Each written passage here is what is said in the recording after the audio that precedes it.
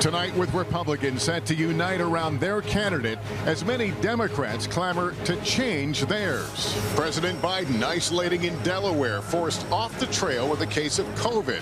With persistent questions about his health, his polling, and donations, is his campaign in jeopardy? Top allies pressuring him to withdraw. One person close to the president said, quote, "We're close to the end." Why President Obama has concerns about his former vice president's prospects as his campaign vows to fight on. Plus, former President Trump set to accept the Republican nomination for the third time. His primetime speech tonight with the country bitterly divided. The dramatic overhaul of the party featuring his running mate J.D. Vance. The new video of the assassination attempt as bullets fly and what investigators found in the suspect's search history. Mr. Trump meeting with the Secret Service director, her defiance amid growing calls for her to resign.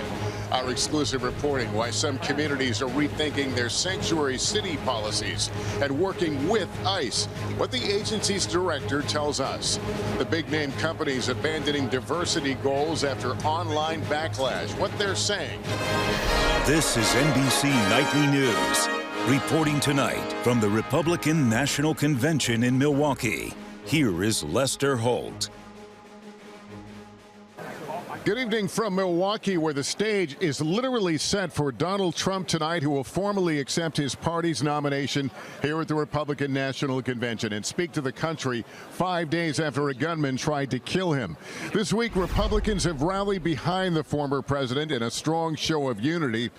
But remarkably, the Trump speech may not be the biggest story in politics tonight. Instead, it's Democrats locked in a heightened state of soul-searching over whether President Biden should end his campaign for re-election. Mr. Biden, who is in isolation with COVID, faces new and growing pressure from prominent Democrats to bow out or at least consider his options, including, it seems, from former President Barack Obama. One person close to the president telling NBC News we're close to the end. Gabe Gutierrez starts us off tonight from Rehoboth Beach, Delaware. Tonight, President Biden is in self-isolation, both literally and politically, after testing positive for COVID. In a new letter, his doctor saying he has just mild symptoms and no fever. All while the walls seem to be closing in on his campaign. Even some of his most defiant backers privately say the pressure to drop out is getting too intense. We're close to the end, a person close to the president tells NBC News. Another person who spoke to a senior campaign official saying they're finally realizing it's a when, not if. But the president is still moving forward. In a radio interview conducted right before he was tested for COVID yesterday, his cough is evident as he addresses public questions about his age. Well, what happens when he's 84 years old? What happens when he's 85 years old? I was smart enough to know with age comes wisdom. Still, tonight, new pressure to leave the race from powerful Democrats. Two sources tell NBC News former President Obama has concerns about President Biden's ability to stay at the top of the ticket. One source saying Mr. Obama sees President Biden's path to winning as getting harder. And citing multiple sources, CNN reports former House Speaker Nancy Pelosi privately told President Biden polling shows he cannot defeat former President Trump and could destroy Democrats' chances of winning the House. A Pelosi spokesperson would only confirm she has not spoken to the president since Friday. And in a meeting with the president Saturday, Senate Majority Leader Chuck Schumer also shared recent polling data showing Biden trailing Mr. Trump in what two sources familiar with the meeting called a blunt conversation. Tonight, though, the president still has the support of top Democrat Jim Clyburn. I'm riding with Biden, and that's not going to change.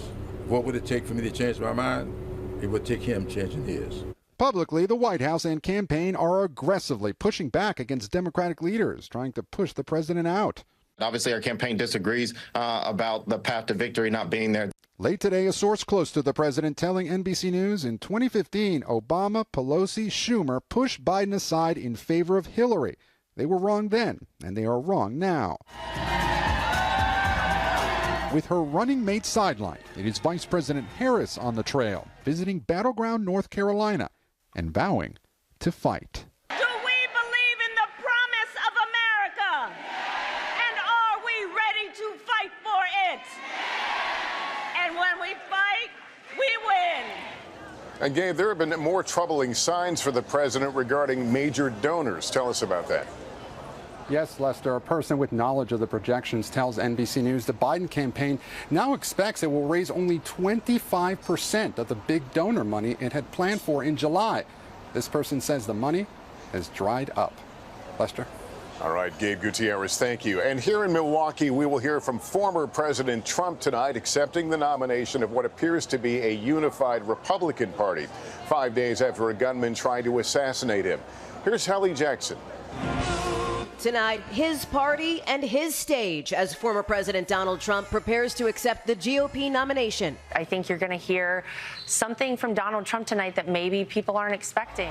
A source familiar with the speech says the former president personally wrote it himself. Mr. Trump saying this week he threw away his original brutal rip-roarer against President Biden for something more unifying.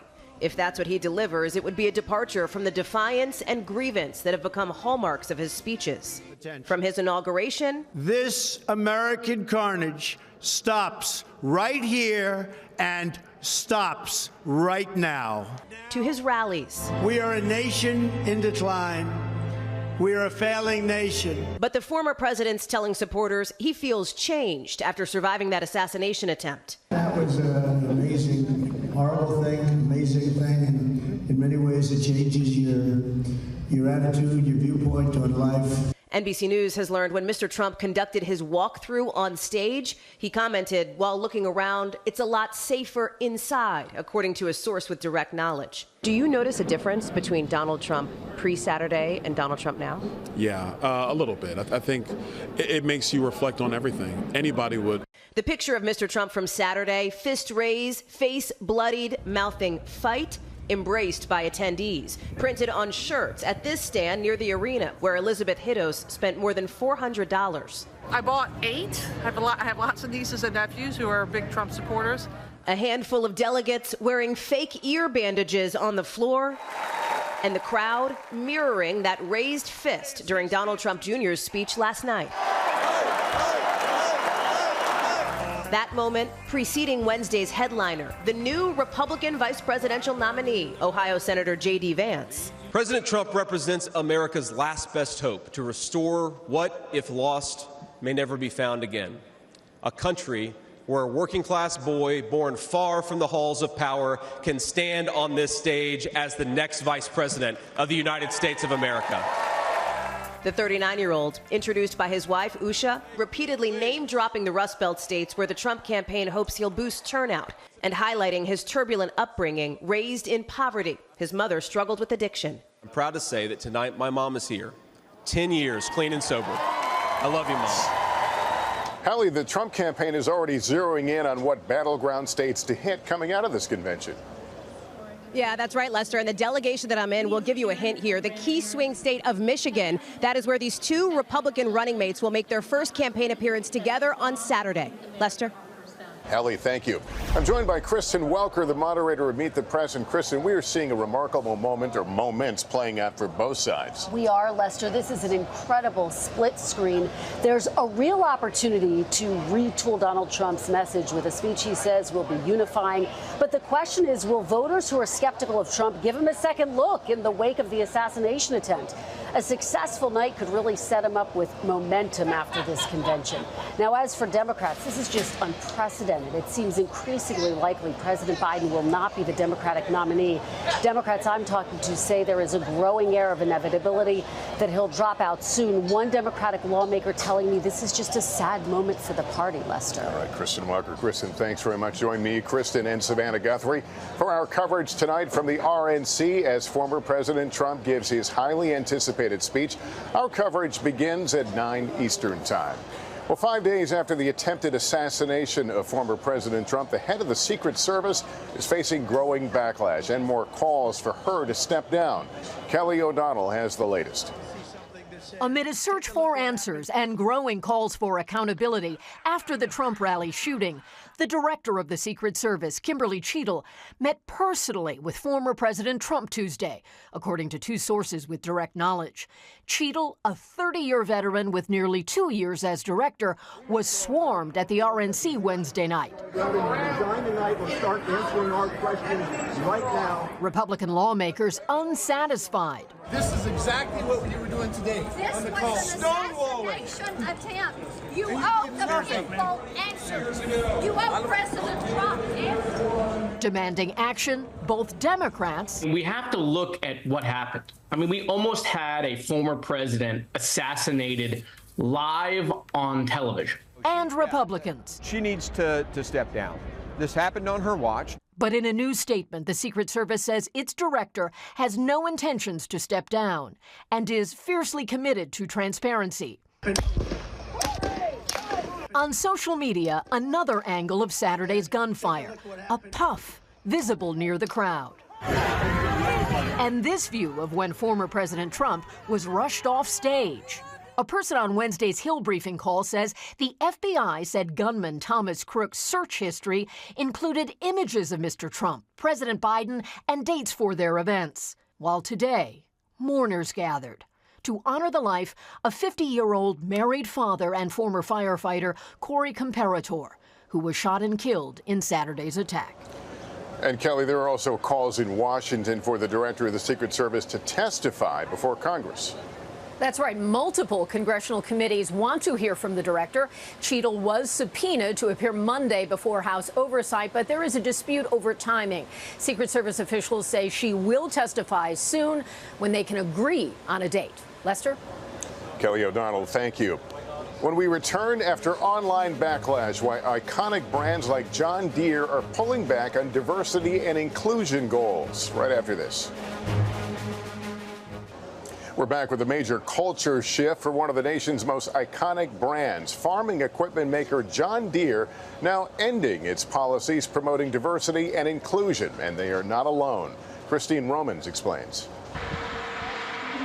2 years ago, John Deere, the iconic American farm equipment maker, called diversity, equity, and inclusion, DEI, one of its highest priorities. Now, the Moline, Illinois company announcing it will end all, quote, social or cultural awareness events and audit all training materials to, quote, ensure the absence of socially motivated messages. Deere, quote, reaffirming that the existence of diversity quotas and pronoun identification have never been and are not company policy. Just a few weeks ago, Tennessee-based Tractor Supply Company announced it was canceling pride events and gutting diversity hiring goals. In Tractor Supply's case, they're in a red state with a very aggressive right-wing legislature. Deere, their modal client base, is probably not supportive of DEI. And so those are real pressures that they have to attend to.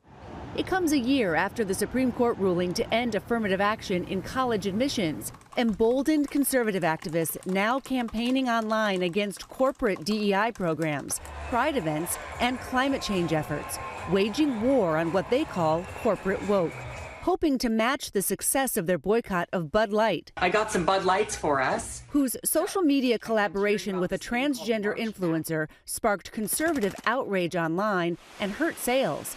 Once the most popular beer in the U.S., it has slipped to number 3. Corporate social justice initiatives peaked in the months after the death of George Floyd, but have declined in recent months. 5-10 years out, if you're not thinking about workplace diversity, you're not going to be able to staff up.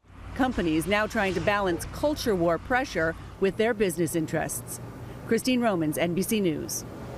Up next, an NBC News exclusive, the crackdown on migrants with criminal records and why more communities are rethinking sanctuary city policies. At the RNC this week, Republicans continue their push to crack down on the border. Now many cities are working with ICE to arrest migrants with criminal records. Here's Julia Ainsley with our exclusive reporting. It's 6 a.m. in a suburban Maryland parking lot, and we're joining ICE agents as they head out to arrest 2 migrant men authorities say committed violent crimes in their home countries before crossing the border and settling here, just outside of Washington. Matt Elliston is in charge of the operation. First up this morning is a target who's from Colombia.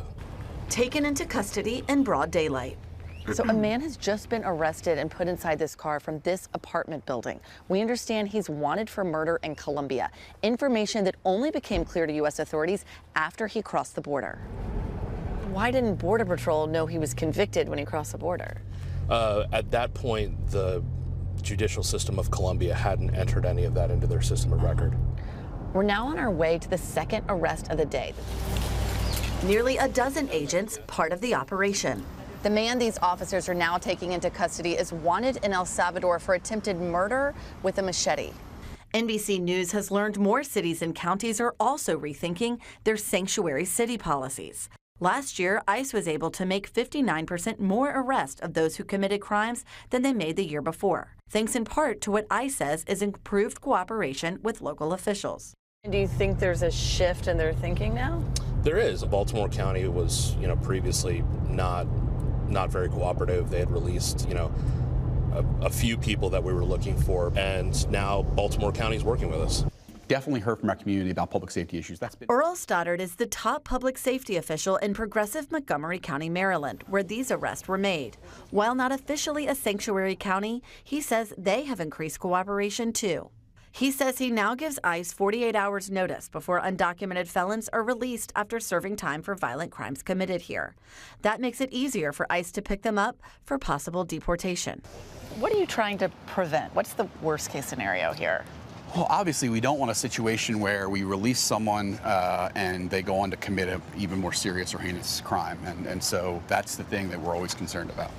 While he says he's increased his cooperation with ICE, he says it's a balancing act because he doesn't want the county's large immigrant population to be afraid to report crimes. We need them to be witnesses. We need them to communicate with us. And so we can't be viewed as an agent for immigration enforcement. It's all about resources. PJ Leckleichner is the ICE director. Why do you think those sanctuary cities are starting to come to the table? We've seen some examples of this where some individuals, unfortunately, were encountered by local law enforcement because of the policies put in place. And all of a sudden, you have people being released and reoffending.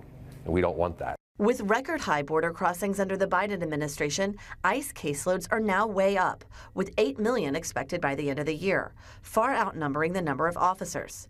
That's one officer for every 7,000 migrants. Is that enough? No, that's not a good ratio at all. We're chronically under-resourced and need more funding. But I would like more room to breathe, and I would also stop doing more with less. As for those 2 men arrested during our ride-along, they are currently in detention, awaiting deportation hearings. Lester? Julia Ainsley, thank you. Conservative TV talk show host Lou Dobbs has died. He anchored programs for years on CNN and Fox, focusing on politics and finance. Dobbs was also a prolific author and a close friend of Donald Trump, who announced his death today on social media. Lou Dobbs was 78 years old. And that is Nightly News for tonight. Thank you for watching, everyone. I'm Lester Holt. I'll see you back here again tonight for the Republican National Convention. In the meantime, please take care of yourself and each other. Good night.